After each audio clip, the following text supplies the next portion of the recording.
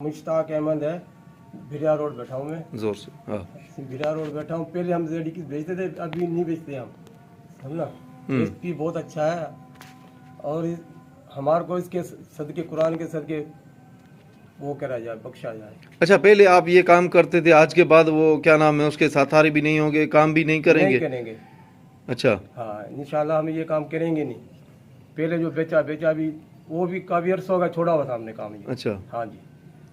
आपने जो गलतियां वगैरह की थी आइंदा नहीं करेंगे? आइंदा नहीं करेंगे। क्या मुतालबा करते हैं एसएसपी साहब से? एसपी से बोलते हैं हमारे को अपील है, अब एसपी हमारे को इंसाफ मिला जाए और आगे के लिए हमारे पे वो नहीं हो जाए, एक्शन कोई ऐसा नहीं हो। ठीक है। तो नालो है छा था चवण चाहियो? भिरा रोड शहर जो है, बाबा एसपी से उम्मीद कीजिए, एसपी से उम्मीद है कि हमारे को जो हम पहले काम करते थे अभी वो काम नहीं कर रहे। जो मनशियात पहले बेचते थे हमारे को 6-7 महीने हो गए छोड़ी हुई है।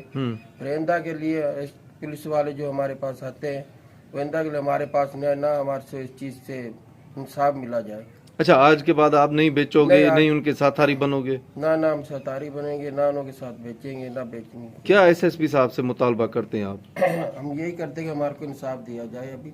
और रेंदा के लिए ये काम हम बिल्कुल ही छोड़ रहे हैं, ना हमने करना है।